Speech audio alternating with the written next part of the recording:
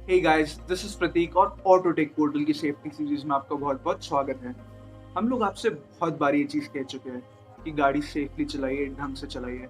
तो आज हम जिस एक्सीडेंट के बारे में बात करने वाले हैं, वो मारुति सुजुकी बलेनो का है और मित्सुबिशी पजेरो का।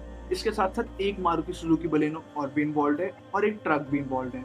और अगर आप मित्सुबिशी पजेरो के हाल देखेंगे, तो आप कह नहीं सकते कि मारुति सुजुकी बलेनो की वजह से ये हाल हुए हैं पजेरो के, क्योंकि कहाँ मारुति सुजुकी और कहाँ मित्सुबिशी पजेरो।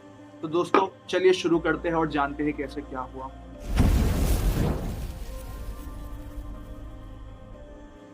अब एज़ यूजुअल हमने इस एक्सीडेंट को 5 पार्ट्स में डिवाइड किया है, when, where, how, why and conclusion. तो चलिए आगे बढ़ते हैं। ये एक्सीडेंट 24 जून 2021 जो कि था थर्सडे, यानी कि आज है 26 जून और 2 दिन पुराना ये एक्सीडेंट है। अब इस एक्सीडेंट की लोकेशन के बारे में बात कर ली जाए तो ये एक्सीडेंट बेलगाम, कर्नाटका का है, जो कि साउथ इंडिया में एक शहर है।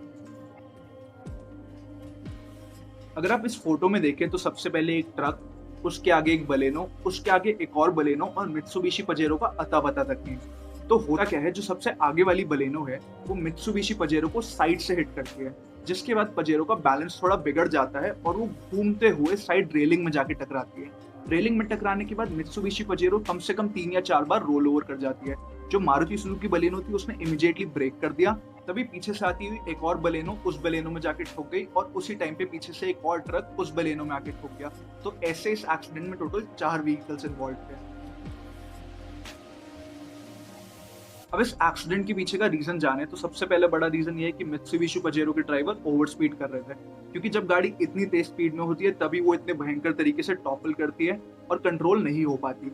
दूसरी वजह ये कि मारुति सुजुकी बलेनो के ड्राइवर ने ओवरटेक करने की कोशिश की थी और इस गलत ढंग से ओवरटेक करने के चक्कर में एक पतली सड़क पे ये एक्सीडेंट हुआ। और बाकी दोनों व्हीकल्स के ठुकने का रीजन तो आप जानते ही हैं, ड्यू टू सडन ब्रेकिंग, जो कि आगे वाली बलेनो ने करी, उस वजह से पीछे की दोनों गाड़ियां कंट्रोल नहीं कर पाई और इस बलेनो में आके ठुक गई। अब ये भी अवॉइड हो सकता था अगर वो लोग प्रॉपर डिस्टेंस मेंटेन करके चल रहे होते तो, लेकिन उन्होंने नहीं कर रखा था, इसलिए एक्सीडेंट हुआ। अब अगर हम इस एक्सीडेंट के कंक्लूजन पे आ जाए, तो सबसे पहले तो मित्सुबिशी पजेरो के ड्राइवर को गाड़ी धीरे चलानी चाहिए थी, क्योंकि अगर उसकी गाड़ी कंट्रोल स्पीड में होती तो वो गाड़ी कंट्रोल कर पाता पीछे से ठुकने के बाद भी। गाड़ी ऐसे टॉपल नहीं होती और उसके कंट्रोल में आ जाती। बात कर ले मारुति सुजुकी बलेनो की, तो उसकी बहुत बड़ी गलती थी कि उसने ओवरटेक करने की कोशिश करी। अब अगर हम सेफ्टी के बारे में बात कर ली जाए, बिल्ड क्वालिटी के बारे में बात कर ले, तो मारुति सुजुकी बलेनो ने देख के तो लग रहा है कि बहुत बुरा परफॉर्म नहीं करा, लेकिन आगे से आप ध्यान से देखिए तो गाड़ी पूरी खत्म है। इसके बाद हमें एग्जैक्ट स्पीड्स नहीं पता दोनों गाड़ियों की क्या थी, तो हम उससे पहले कैसे जज कर लें।